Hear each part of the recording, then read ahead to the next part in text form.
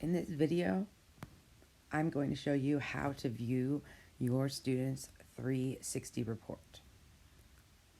First step, have them log in to their itsLearning on the itsLearning website using the internet browser, not their app. Simply because the internet browser version of itsLearning tends to be more stable and more functional. Once you've had them log in, you should see a screen that looks somewhat similar to this, but with their classes instead, of course. In order to check your student's 360 report in their class, you're going to first choose the class, and in this case, choose my social studies class, and I'm going to view my screen as a student. So this is very similar to what your student should see. And you can see that towards the top of the page, you have this white navigation bar. And one of the tabs here is 360 reports. Your student may not have all the same tabs that I do, but you should see 360 report. And when you view your 360 report or your student 360 report, this is what comes up, all right?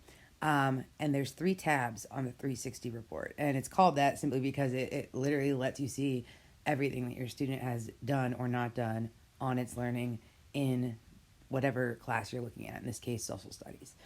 So there's 3 parts. There's the activity tab, progress, and grades. So the activity tab shows time spent on itsLearning. It breaks it down by time of day, by weekly, average time spent per day, etc. And you can break down the data in different ways.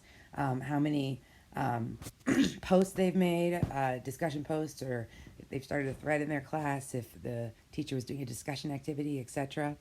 And then, let me zoom back out here.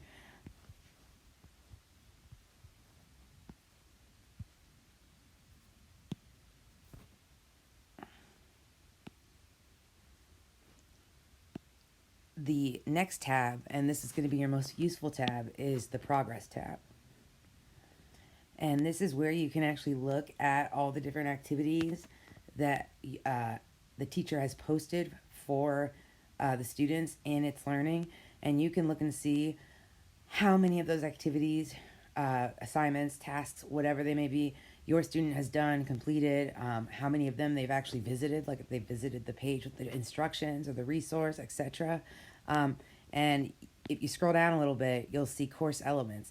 And you can filter what this part shows by the type of element it is. So if you wanted to check what assignments your student had turned in or not, you could filter this to just show assignments.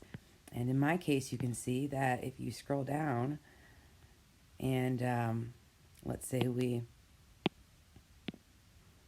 expand our menu here. In this case, you can see that I did my Southwest Asia geography map, and it was completed and submitted, but there wasn't a score for it. For your student, obviously, there will be a lot more listed, and if there is a grade, it'll show the grade. If the teacher left feedback, it'll show the feedback. It will also show if the student did not turn the assignment, and it'll say, incomplete or not submitted and have a red X. So this is a really useful tool you can use to kind of monitor your students' progress. Let me see if I can go back to all here and show a bit more. For things like resources, it'll show if your student has visited and looked at that resource or not. In terms of pages, for instance, in my class, I have an agenda for every week. So it shows whether that they have looked at the agenda or not. And it will also, again, if you filter by just assignments, you'll be able to see what your student has turned in versus what they haven't turned in, regardless of whether the grade is in PowerSchool yet or not. So hopefully this has been helpful for you, and if you have questions, please feel free to contact me. My email is caroline.sowers, which you can see the spelling on the screen right there, caroline.sowers@seccpss.com. Thanks for watching.